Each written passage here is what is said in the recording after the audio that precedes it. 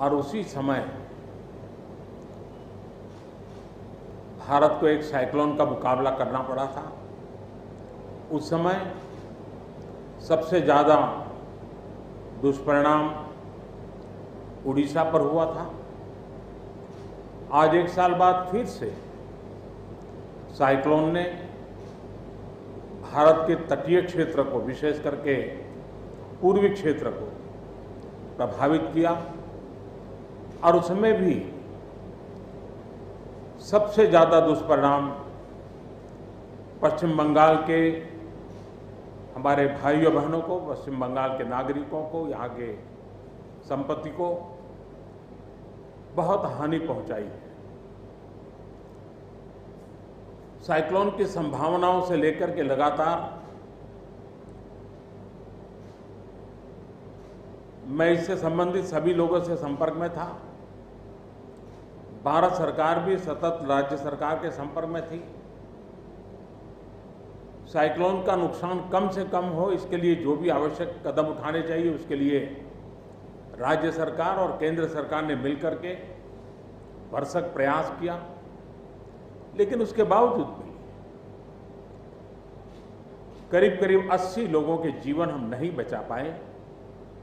इसका हम सबको दुख है।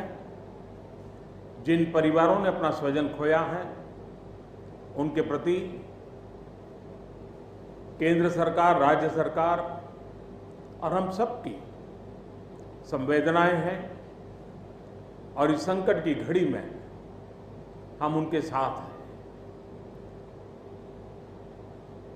संपत्ति का भी नुकसान काफी होता है, चाहे एग्रीकल्चर हो, चाहे पावर सेक्टर हो, चाहे टेलीकम्युनिकेशन हो, चाहे घरों का उजड़ जाना हो, अनेक प्रकार का, चाहे वो इंफ्रास्ट्रक्चर का हो, चाहे व्यापार जगत से लोग जुड़े हुए हो, चाहे खेती क्षेत्र से जुड़े हुए, हर किसी को नुकसान होता है। आज मैंने हवाई निरीक्षण करके बारीकी से इस प्रभावग्रस्त विस्तार को मुख्यमंत्री जी के साथ, गवर्नर श्री के साथ दौरा करके उसको देखा है। अभी राज्य सरकार ने और मुख्यमंत्री जी ने विस्तार से मेरे सामने जो भी प्राथमिक आकलन है उसका ब्यौरा दिया है। हमने तय किया है कि हो सके उतना जल्द डिटेल में सर्वे हो, कृषि का हो, पावर सेक्टर का हो, टेलीकम्युनिकेशन का हो, घरों की जो स्थिति है, इंफ्रास्ट्रक्चर की जो स्थिति है। केंद्र सरकार की तरफ से भी तत्काल एक टीम आएगी और वो टीम इन सभी क्षेत्रों में सर्वे करेगी और हम मिल करके रिहेबिलिटेशन हो, रिस्टोरेशन हो, रिकंस्ट्रक्शन हो, उसकी व्यापक योजना बना करके बंगाल की इस दुख की घड़ी में हम पूरा साथ देंगे, सहयोग देंगे और बंगाल जल्द से जल्द खड़ा हो जाए, बंगाल जल्द से जल्द तेज गति से आगे बढ़े, इसके लिए भारत सरकार कंधे से कंधा मिला करके काम करेगी और जो भी आवश्यकताएं होगी उन आवश्यकताओं को पूर्ण करने के लिए भारत सरकार के जो भी नीति नियम है उसका पूरी तरह उपयोग करते हुए पश्चिम बंगाल की मदद में हम खड़े रहेंगे।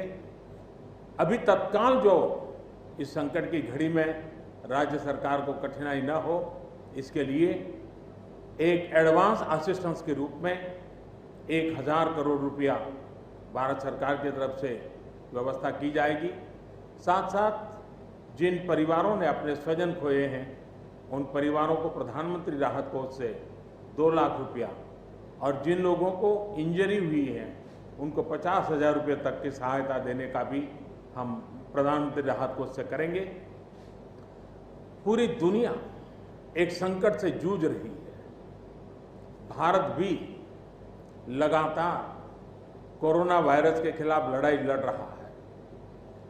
कोरोना वायरस की लड़ाई में जीतने का मंत्र और साइक्लोन में जीतने का मंत्र दोनों पूरी तरह एक दूसरे के ऑपोजिट हैं। कोरोना वायरस से लड़ने का मंत्र है, जो जहां है वहीं रहे, जरूरत नहीं हो तब तक घर से बाहर न निकले और जहां भी जाए 2 गज की दूरी बनाए रखे। लेकिन साइक्लोन का मंत्र है कि साइक्लोन आ रहा है, जल्दी से जल्दी सुरक्षित स्थल पर आप शिफ्ट कर जाइए, वहां पर पहुंचने का प्रयास कीजिए, अपना घर खाली कीजिए। यानी दोनों अलग अलग प्रकार की लड़ाइयां एक साथ पश्चिम बंगाल को लड़नी पड़ी है।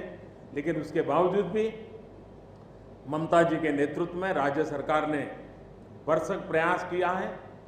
भारत सरकार ने भी लगातार उनके साथ रह करके इस संकट की घड़ी में जो भी आवश्यक, जो एडवांस में करने योग्य था, जो उसी समय करने का योग्य था और जो आगे दिनों के करने की आवश्यकता है, उसको भी पूरा करने का हम प्रयास करेंगे।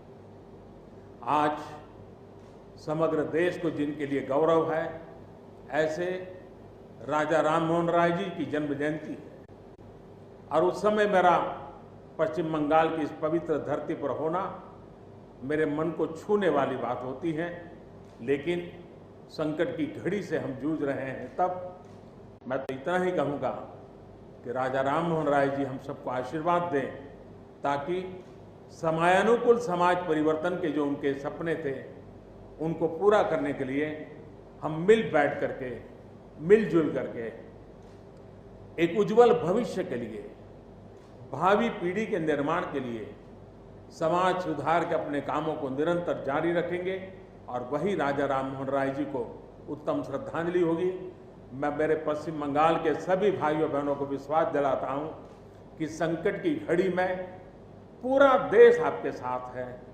भारत सरकार कंधे से कंधा मिला करके आपके साथ आने वाले सभी कामों में खड़ी रहेगी। इसी संकट की घड़ी के समय आप सबसे मिलने आया हूं, लेकिन कोरोना वायरस के कारण सब नागरिकों से तो नहीं मिल पा रहा हूं। मन में एक कसक तो रह जाएगी। यहां से मैं आज उड़ीसा की ओर जाऊंगा और वहां भी हवाई निरीक्षण करूंगा, वहां के माननीय मुख्यमंत्री जी से, वहां की सरकार से बातचीत करूंगा। मैं फिर एक बार पश्चिम बंगाल की इस दुख की घड़ी में मैं आपके साथ हूं। जल्द से जल्द आप इस संकट से बाहर निकले,